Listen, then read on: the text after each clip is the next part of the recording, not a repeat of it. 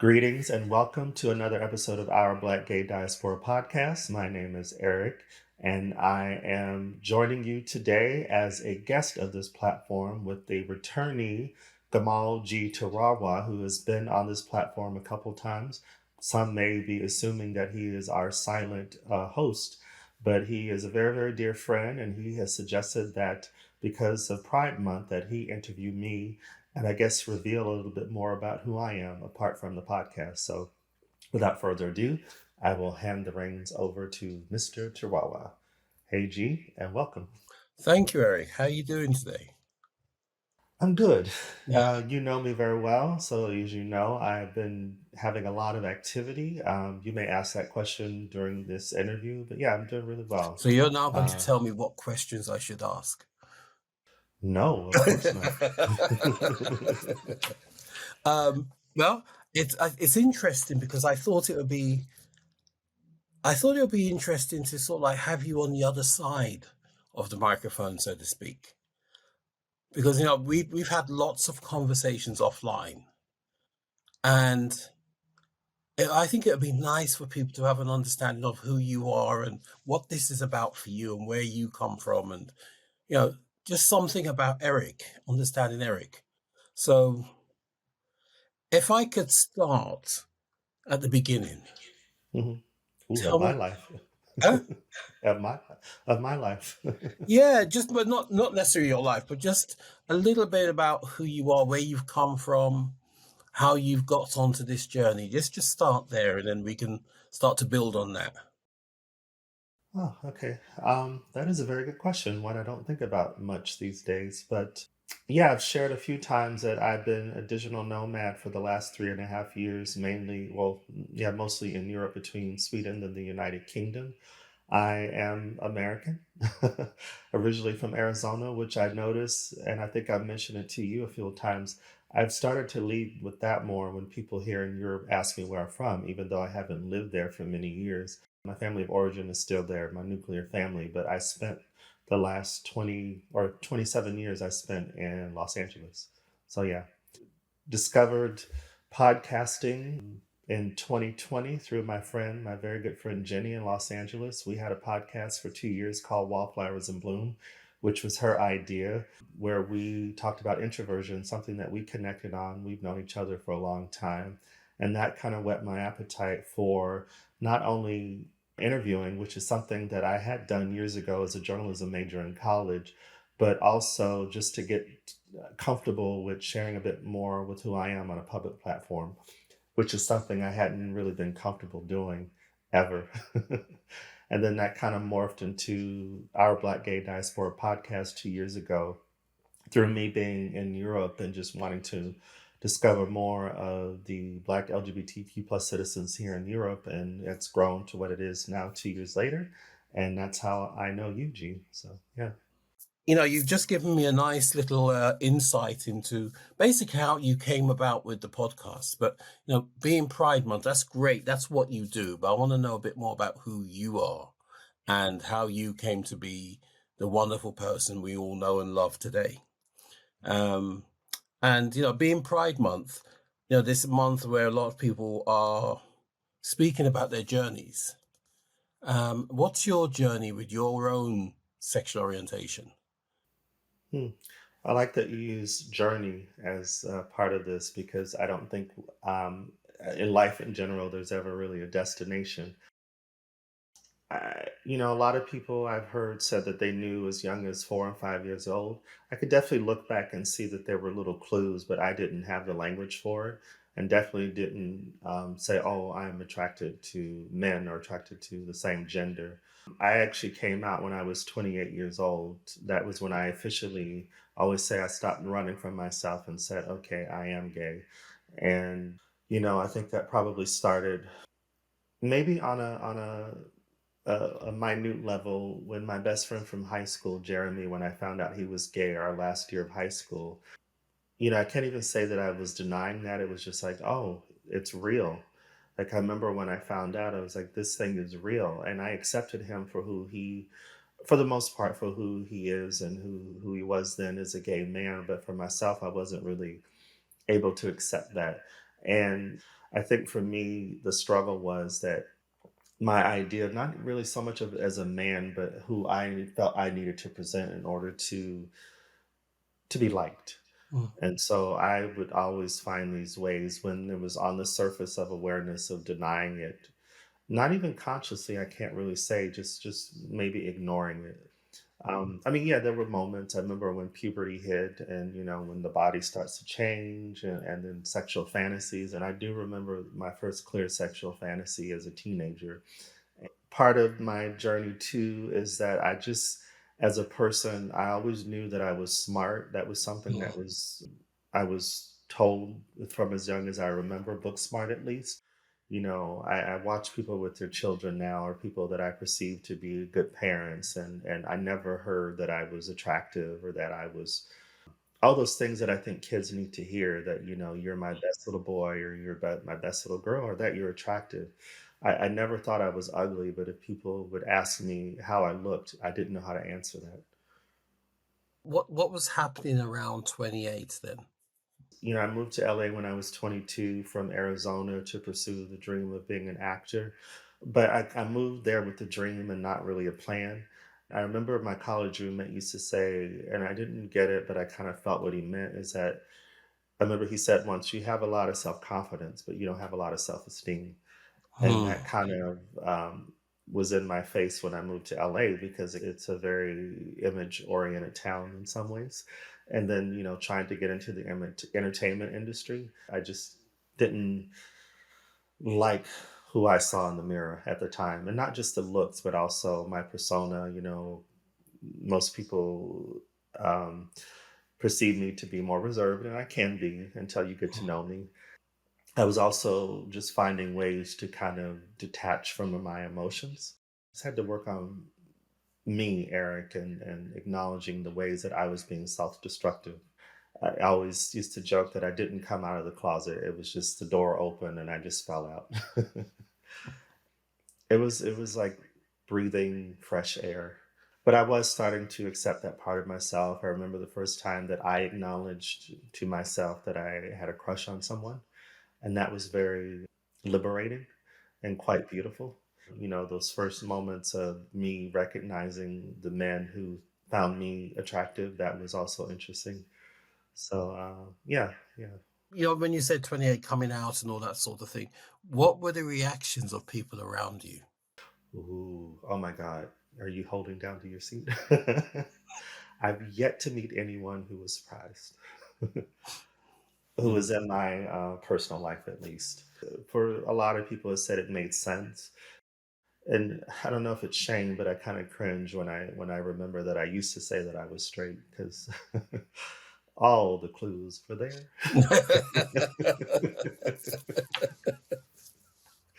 Yeah, but Oh, nobody was surprised, except for my friend Jeremy, my high school friend. I don't know if the word was surprised, but he kind of was in the way, because he said, "Well, you always were okay with me," or I was for the most part, because part of our journey as friends is because of my low self esteem. And maybe there was a moment when I moved to LA where that was pushing to the surface of me acknowledging being gay.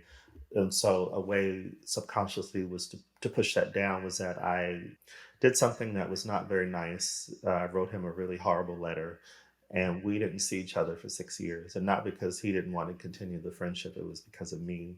And I can look back now and say that was one of the ways that my not wanting to accept my reality as a gay man kind of your own manifested internal itself. homophobia. Exactly. Yeah. Yeah.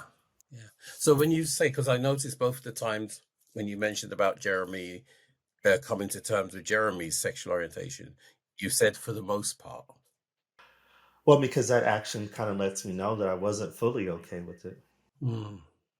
I do try to protect other people's privacy Yeah. that are a Yeah. part of my life. But, I moved to LA with somebody that I met in college. There were some good aspects of it. There were some very, very unhealthy aspects of it. It was definitely from the gate, it was pretty codependent on my end.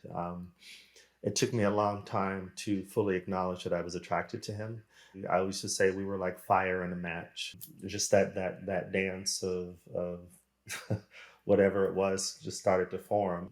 we were the only black men in this theater department, but we were aware early on of the images of black men, and we always wanted to expand that. And for me as a black man, coming from Arizona and sounding in the way that I do, and where not everyone, but people used to say to me that I wasn't black enough or that I was an Oreo or whatever. And those were part of my struggles too during those years. And then him, being identified as a black man, but he was mixed heritage. We just really bonded, and then we moved to LA and lived together for 6 years. Mm. Thank you. I mean, one of the things there, and I was going to come to the area, but you kind of stepped into it. You've spoken about the gay journey coming out, but what about the black journey? And at what point did those two start to come together? Me, within my own personal dialogue, I've never doubted or been ashamed of being black. It's just been that thing of as early as I can remember, you sound a certain way, you talk proper, you whatever. Mm. So within my own personal dialogue, I was never challenged by that, and definitely not within my family. I'm actually very grateful that that was one of the things that was fostered with my family, was knowing history, and not just what the media puts out there, but the history that is in books and is out there, but a lot of Mm. times popular media doesn't put out there.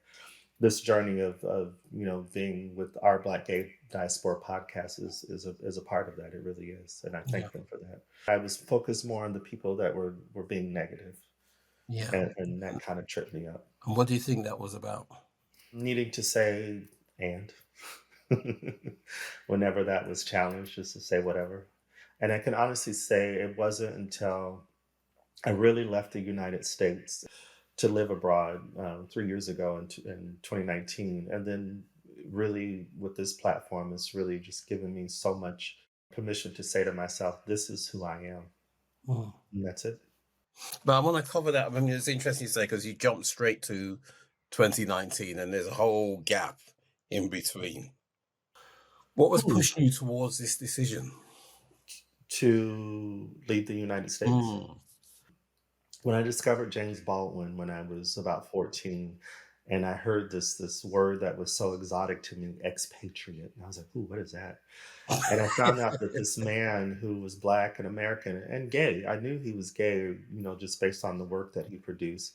I connected to him initially through his book, Hotel on the Mountain, which is semi-autobiographical about him growing up in an abusive home. He's grown up with his father or stepfather.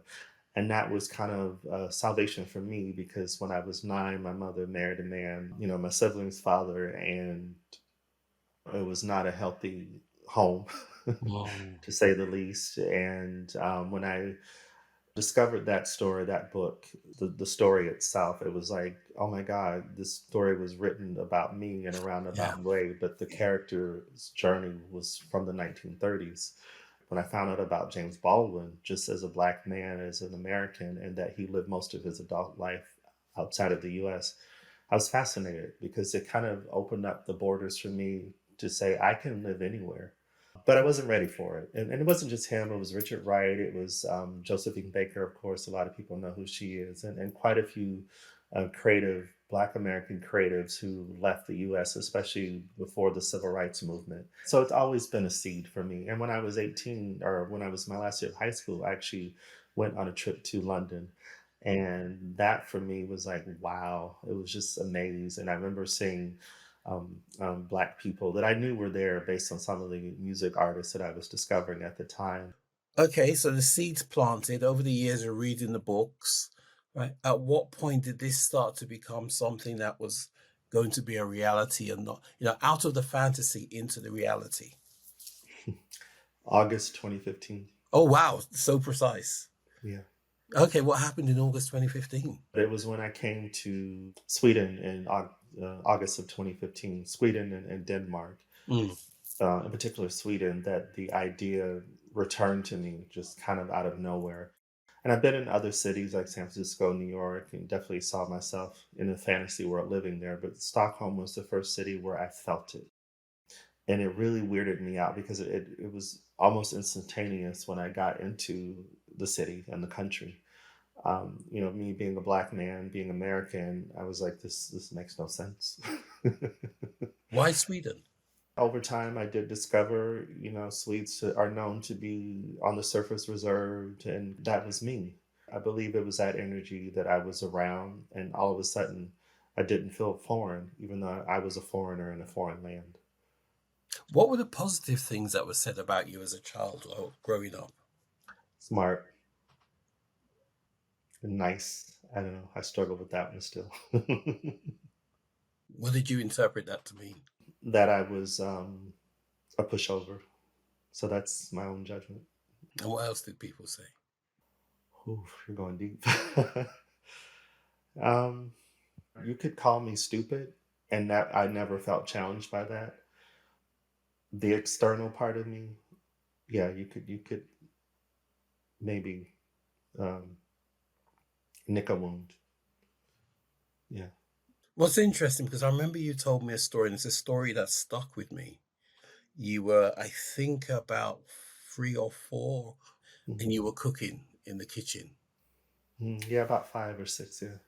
and your aunt came in and she said something.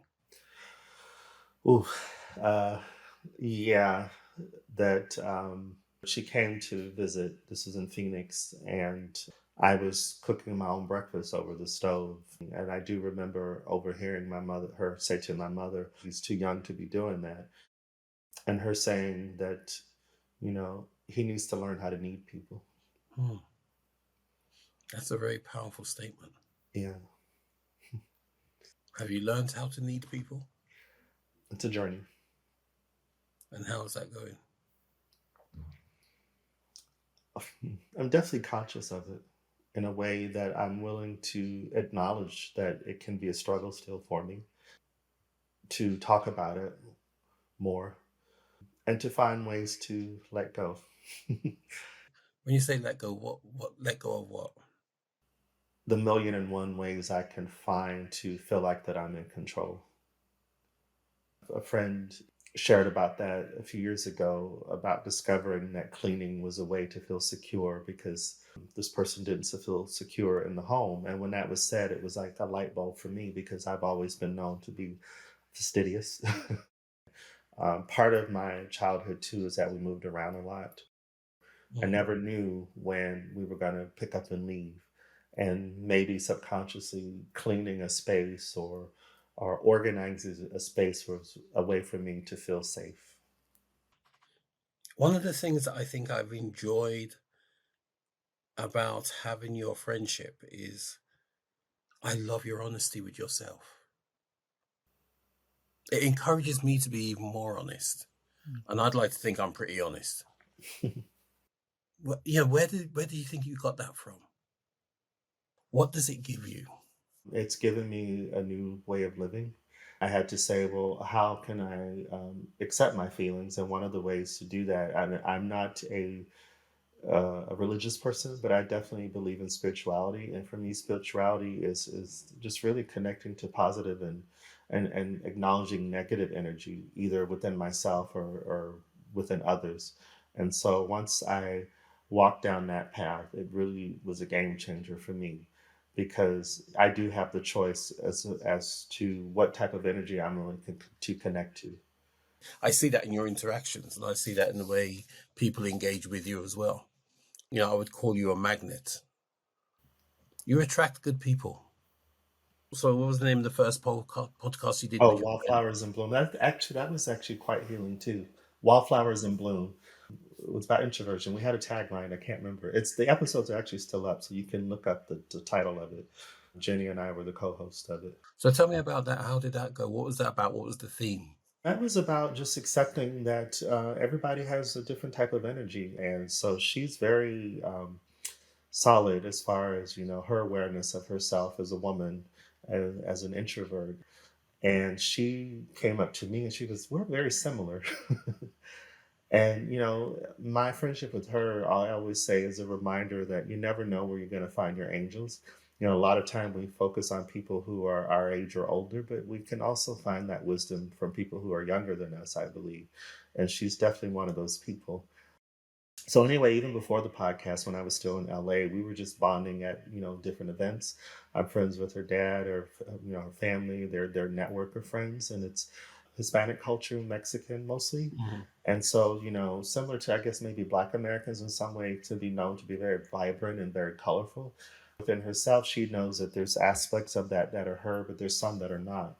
And when she started to talk to me about her own challenges, I related to that because I do believe that as a Black man, sometimes people expect you to act a certain way, and sometimes it's a bit more aggressive, a bit more extrovert.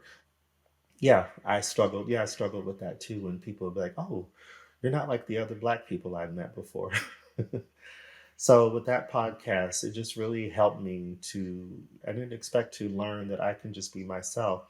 I can honestly say that with doing that platform, I feel like I've become a bit more outgoing because I'm like, this is part of who I am.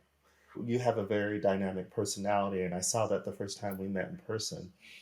And I have that within me too on some level. But some of us are like you where we walk into a room and it lights up. Me, I come in and I always used to say I'm like an electric stove. It takes a minute to warm up, but once it does, it's there. The heat is there. Okay. So then the idea of Our Black Gay Diaspora, how did that idea start to manifest itself? That I always say was like a God shot. That happened in, again, February 2021. So, like a year after Wallflowers in Bloom. And I was in dead of winter here in Stockholm. And I don't really know what divine intervention is. I've never looked up that word, but I believe it was something divine because I couldn't sleep that night.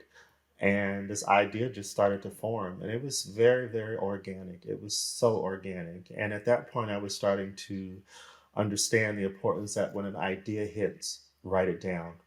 And so I just pulled out my iPad and I spent the next couple hours. I was literally like writing. I still have it, the list of potential names for the platform, the premise of it, the mission for it, the outline of it, and also I wrote down a preliminary guest list, and that was all within that first few hours of the idea coming to me. Your first guest. I transitioned back to the United Kingdom and Liverpool. And then that's when the real planning began. I had that preliminary guest list, and this person was on it. This was somebody that I knew had done some work as a professional actor, singer, and had transitioned his career into directing movies and television. This particular day, I realized, what is that saying? Shit or get off the pot. And I was like, I need to do something right now. I have the Mm. idea. The voice of positivity was just like, send him an email. If he says yes, fine. If he says no, that's okay. And I love that because when I have those clear moments, it's like, just let it go, release it.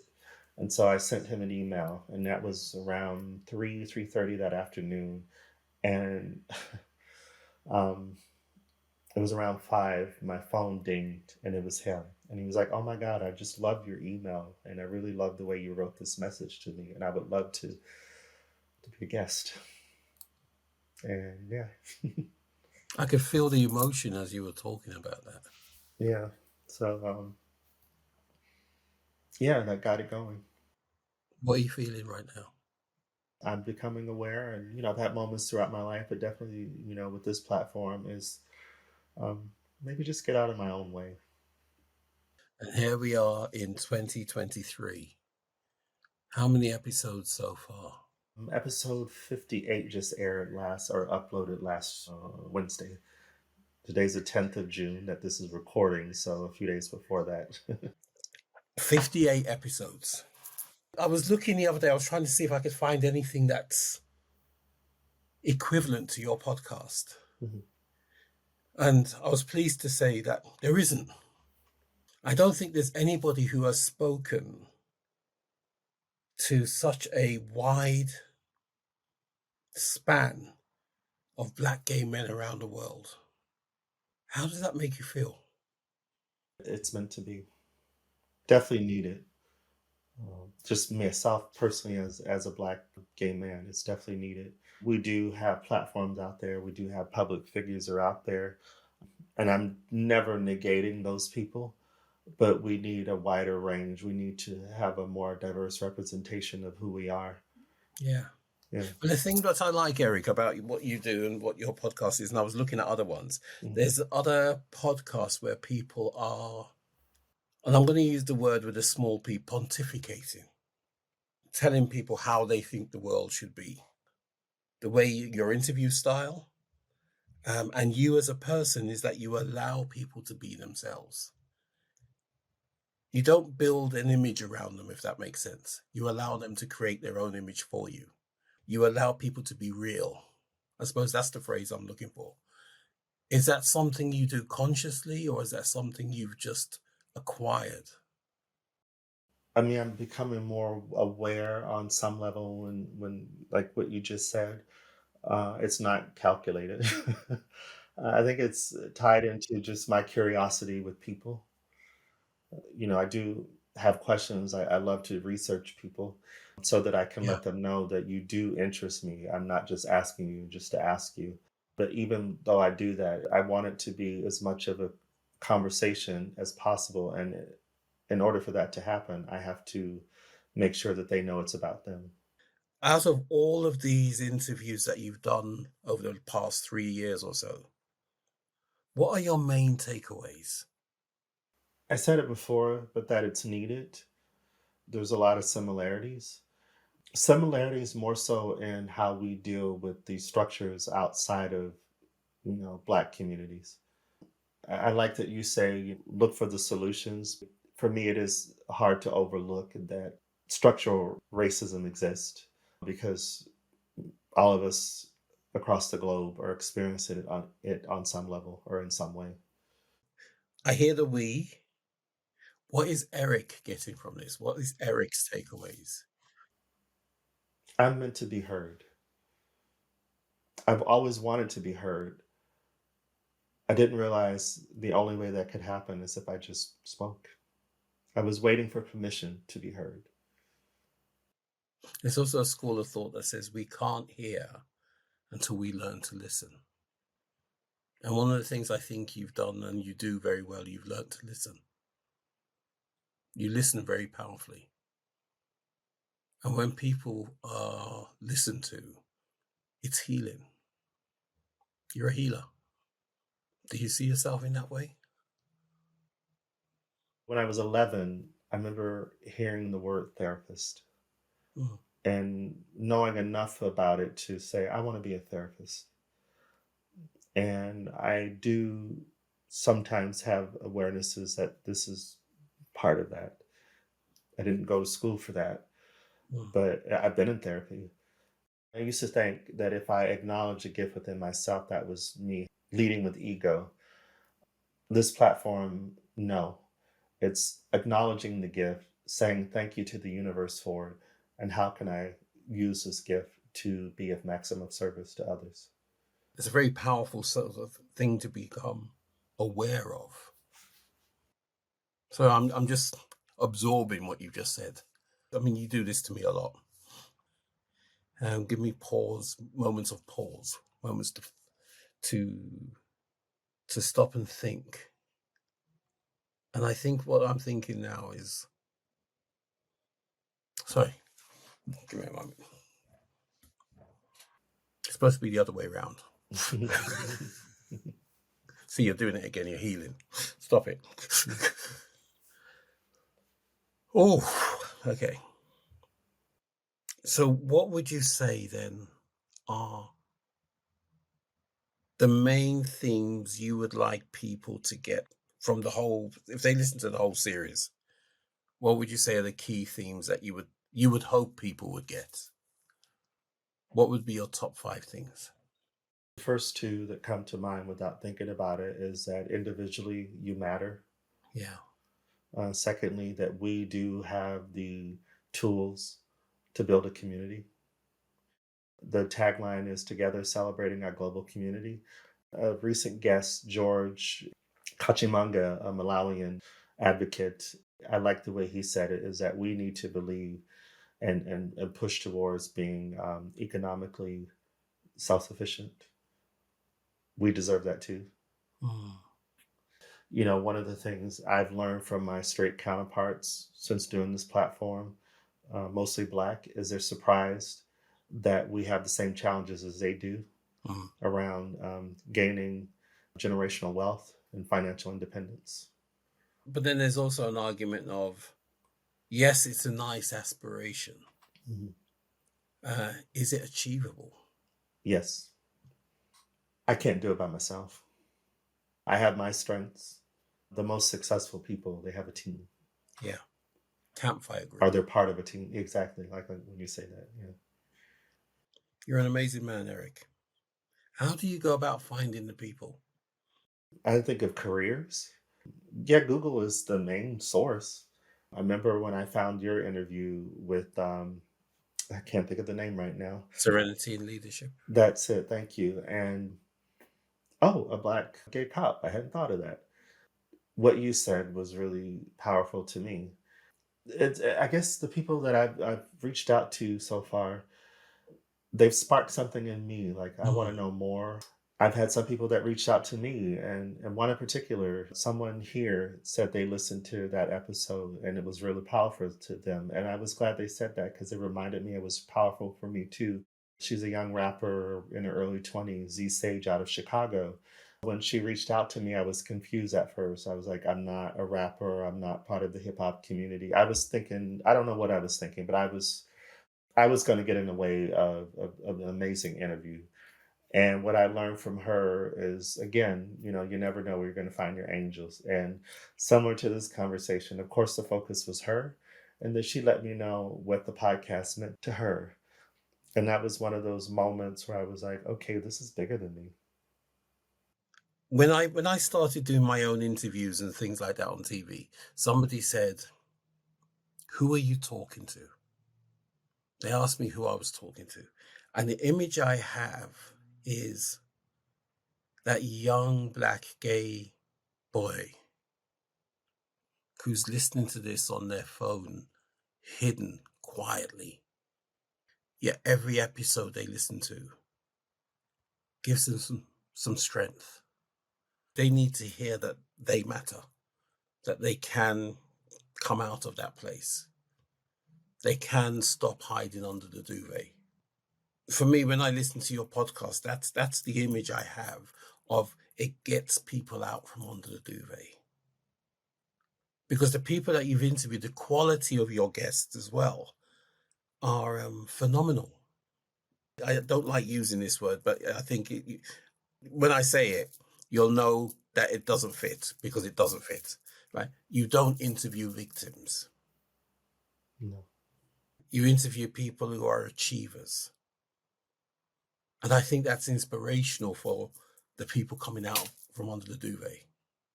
I think it's inspirational for people in a lot of ways. But then I'd also like to ask, what is it giving you as a person? You're absorbing all this wisdom, all these different perceptions. Are you aware of how it's helping you or what it's doing to you?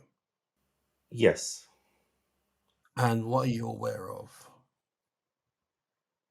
that I can achieve the things that feel right for me.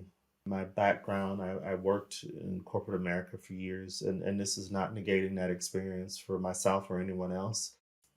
I know today I have a choice in that part of my life too. I didn't think I had a choice. I thought, well, if I land into this position or this company making this amount of money, then I should be grateful. And I was grateful. I was focused more on the money that I was earning. And that's not bad. I would like to earn that money again and more. Put that out there, manifest it.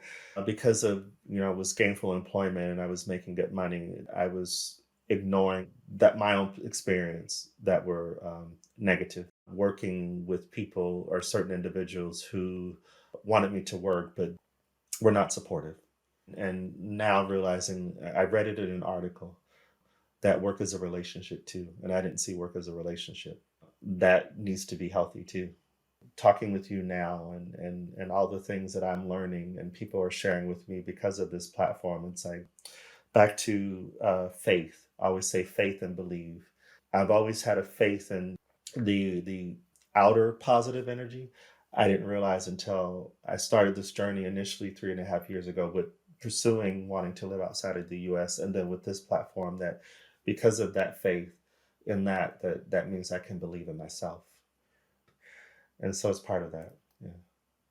Taking that faith, on Monday you embark on a new chapter, Yes. right? Before we say what that chapter is, can you just say how it came about? I'm a digital nomad. I'm a resident, obviously, of the United States. I'm not a resident here in Europe, so I can stay for a certain amount of time and then I have to leave. What seems to be the right or the easy solution, depending on who you ask, is to return to the US. This time around, when I thought about it, because it is very easy to do, it didn't feel right for me. For me, spirituality, I think, is connected to, as a friend used to say years ago, to intuition. We all have it. And whenever I thought about it, it just didn't feel right for me.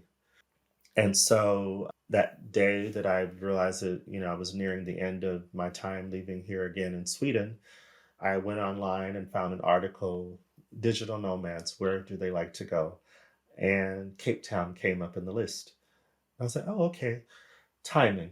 Again, energy, whatever you want to call it.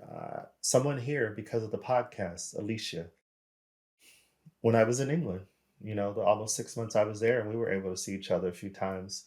I got an email on Instagram, a direct message from a woman here in Sweden, and she's like, "I'm a straight woman, married, and I found your podcast." And she just said, "I want to let you know that it really affects me, and I learned so much from it for myself as a woman of color from South Africa." She said, "I live in Sweden." And I let her know that I was returning to Sweden, and we met up, and she's one of my friends now, and she's from Cape Town. That was not why I chose Cape Town, but this article, and then said, "Oh, Alicia's from Cape Town." So I said, "I'll go to Cape Town." Some people would say, isn't that a kind of unsettling lifestyle? How do you keep yourself grounded, moving around like that? It was an adjustment. It sounded great in theory because I had looked it up before. I discovered a podcast that two women, Black American lesbians, had for a few years that was very successful. They gave me the final push that I didn't realize I needed. I needed to know not that there were Black Americans or Black people who lived this lifestyle, but also members of the Black LGBT community, wherever they were. So I knew it could happen. But when I came back to Sweden as part of this journey in October 2019, a month later, I did have kind of I don't know if it was a panic or whatever, but I was like, oh my God, I just left my job of 20 plus years. What the hell? And I didn't realize at home, I get why we need roots. For the first year or so, I was moving like a month or so at a time. And that was a bit jarring emotionally. But an American acquaintance here, she's been doing this for years. And I reached out to her and she explained to me the adjustments that you need to have. You need to give yourself a few days to cycle through those emotions.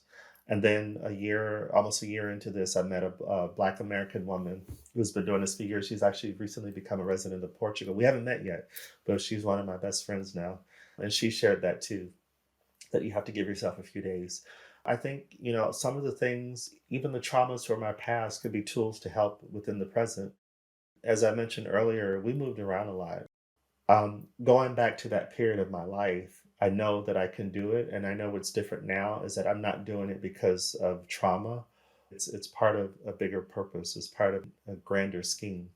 And so once I started to realize, oh, I do have things from my past that I can draw from to help me do this. Mhm. And then someone here gave me a book. I still need to finish it, from a lesbian woman from the UK who traveled a lot for work. And she said, find something, a little small rug or ways to make a place home. That didn't really form until I was back in the UK and I was in Brighton. And for the first time for Christmas, since being on this journey, I bought little Christmas decorations and I bought a Christmas candle. And that was so nice because I knew I wasn't going to be there full time, but I was fortunate to find a place where I rented most of those 5+ months when I was in Brighton. And also that term, that phrase, home is where the heart is. I understand that more. It really is. So this is your first trip to Africa. I mean, how's that feel? It hasn't really hit me because the networking and back to this platform. My episode 2 guest, Victor Chikalogwe, who's from Malawi, he's lived in Cape Town. He's one of the directors of Pass Up, which is an organization. I could put that in the description when this uploads. He said, "Oh, I look forward to seeing you when you get here, and I have a few people I want to connect you with." A friend here in Sweden who said she has some numbers to give me of people that she knows there. Andrea Kronlund, her magazine, Cruel Magazine, which I've been writing for, is an Afro-Swedish publication that I've been writing for about a year. She's given me a contact to reach out to. So I feel like I'm already planning routes even before I got there, and it's all thanks to these people. It's all thanks to you. Yeah, you generated something to attract these people into your life. You know, they wouldn't come to you if you weren't open enough to receive them. You're an incredible man, Erick. I'm learning to listen and not say too much when you say that. Then listen and don't say too much. So, okay, I'll shut up. You're more than a friend to me. You're a confidant. We've only known each other for just over, I think it's just about a year, or not even a year yet. No, it's about a year, maybe a year and a half, coming up on a year and a half. And it just feels like you've always been there. And, you know, when I came over to Sweden to see you, I know what you mean when you say you feel at home there. I can see it. I can see the energy. I can see the network. And not only that, you've built a global network around you. And it's interesting to see where that will take you next. If you were to look back on your life, in your final days, what would you be most proud of? That I didn't let fear stop me. Amen. God, that's something like, I can see that on a gravestone. And I know this is about me, but you were the first person from this platform to become a friend. And that was because of you. You know, I remember when you suggested that we remain in contact after I interviewed you. It wasn't here, it was more like my go-to, like, ooh, that's personal. But something in your energy said, okay. And I remember the very first time we had a conversation that wasn't recorded. You have a way of really encouraging very deep conversations. And I remember staring at you because I was in LA at the time, back in LA. You give people space to be themselves, but also to look at themselves. That was a fork in the road for me. I could either shut down or I could be thankful for the space that you gave me and that you give me. Thank you. Mr. Erick Taylor Woodby, thank you so much for sharing who you are and what you do so magnificently. Thank you for all the people that have heard you, and thank you for all the people yet to hear you. Keep growing. You're doing good work. Thank you. Thank you. Happy Pride Month. Happy Pride. Thank you for spending time with us. If you enjoyed this episode, please rate, comment, and subscribe. Share with your friends too. You can also follow us on Instagram at Our Black Gay Diaspora and on Twitter at BLK Gay Diaspora. Until next time.